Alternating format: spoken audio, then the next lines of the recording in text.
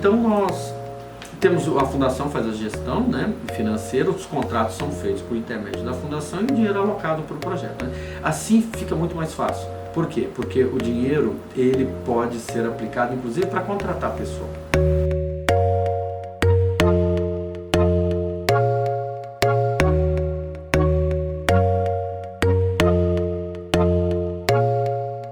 É muito importante esses recursos, eles dão uma flexibilidade muito grande. Eu posso tocar o laboratório, porque não é possível fazer pesquisa para você ficar esperando 3, 4, 5 meses. Eu já esperei 2 anos um equipamento aqui.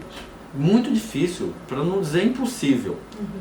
O nosso rendimento é muito ruim, por conta de todas essas questões. A burocracia nos afoga aqui dentro. A universidade é que é um ambiente para pesquisa. O que acontece é que, por conta das amarras que são criadas e por conta dessa nossa, digamos, leniência com a burocracia, nós vamos emperrando as coisas. No exemplo na Inglaterra, tudo é feito para que você possa trabalhar.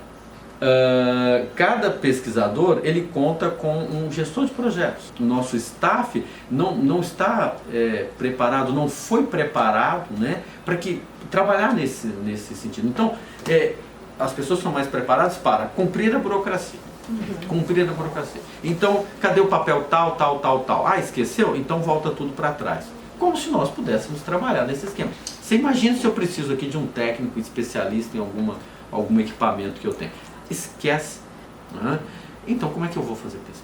Como é que eu vou avançar? Como é que eu vou trazer uma coisa inovadora?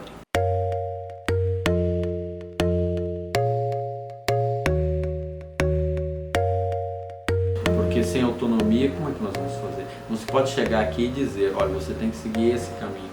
Né? Se fosse assim, nós não teríamos chegado a isso aqui. Né? Então é preciso dar liberdade para as pessoas. Então assim não é possível. Assim não é possível.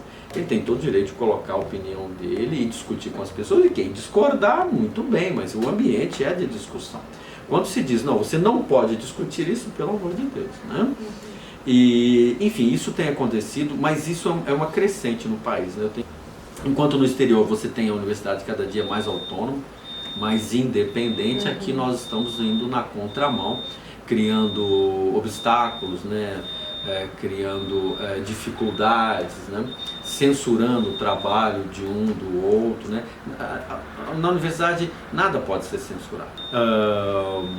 É preciso dar autonomia, é preciso dar liberdade, o ambiente tem que ser de liberdade, e assim você pode criar, você pode avançar.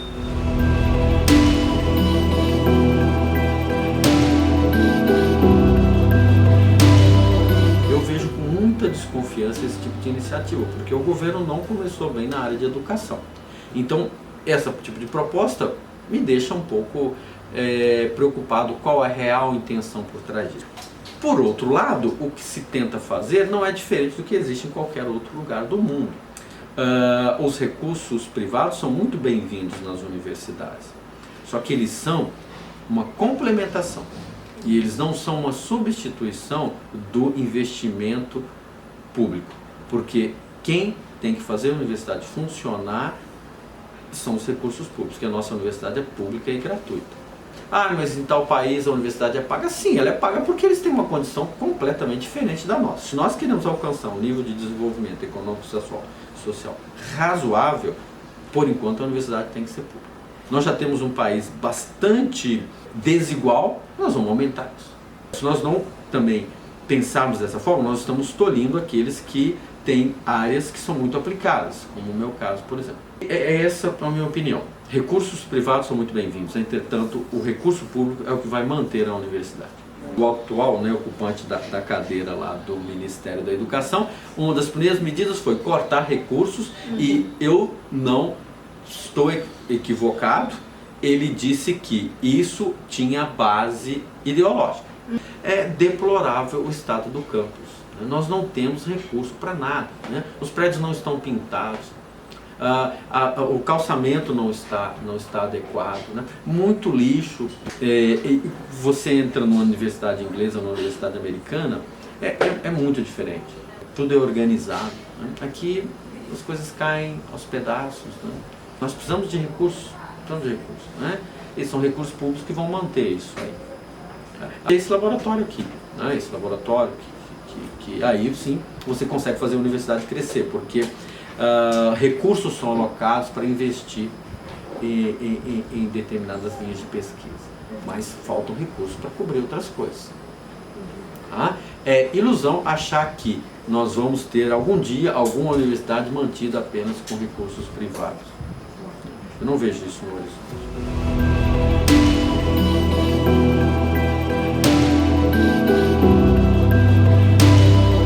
O país tem mais de 200 milhões de habitantes, então nós temos um número razoável de pessoas que querem se dedicar à pesquisa.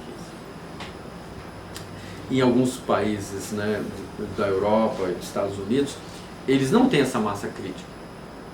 No entanto, eles têm uma necessidade enorme de colocarem pessoas para fazer pesquisa, porque é daí que vem, como você mencionou, né, é o avanço econômico e social. Muito bem. E nós estamos indo na contramão. Né? Uma das primeiras coisas que o pessoal pensa quando vai cortar as coisas, vamos cortar a bolsa. Né? Por quê? Por que dar bolsa para as pessoas?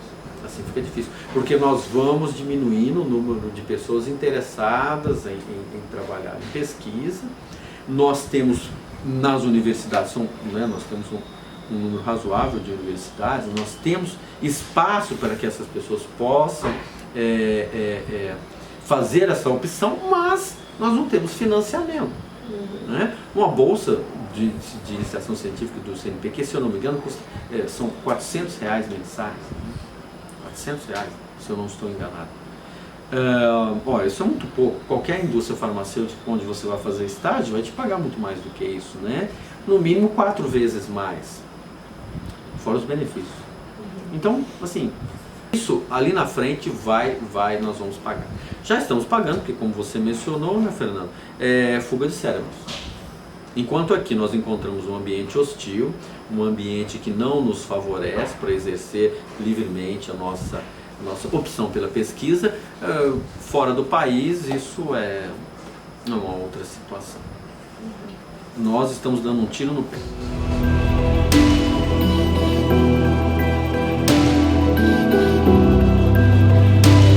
Essa é uma boa forma de ameaçar, né? Eu vou cortar bolsas da pós-graduação. Isso é beira o terrorismo. Beira o terrorismo, né? Eu vou cortar bolsas de programas 3 e 4. Avisa. Estabeleça um programa. Então, a partir de tal ponto, né, por conta de querermos mais qualidade na pós-graduação, por conta de termos atingido um nível razoável, nós podemos exigir que outros alcancem esse nível. O que se pode exigir talvez é o uso mais eficiente dos recursos, ok, né? Então se preocupa com o programa 3 e 4, ok, mas é preciso ir com muito cuidado com isso, né? Porque nós podemos acabar com algumas áreas. E nós custamos para chegar nesse ponto, a pós-graduação custou para chegar nesse ponto. Enfim, eu volto a dizer, não se fez um diagnóstico. Então, é simples, 3 e 4 a gente corta, mas como é a real situação?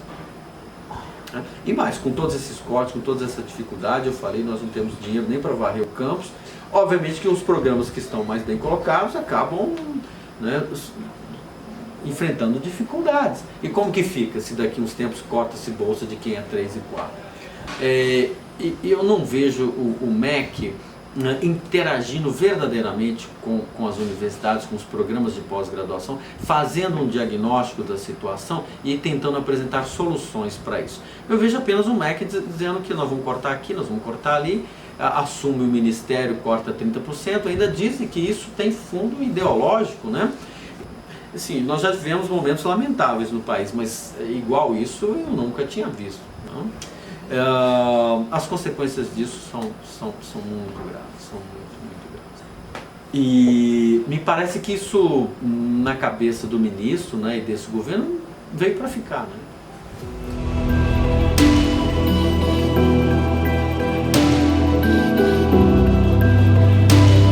O problema do reajuste é o seguinte: nós criamos um abismo entre aquele estudante que vai ao mercado buscar uma colocação, ele consegue mesmo um estágio em condições muito melhores de remuneração do que uma bolsa.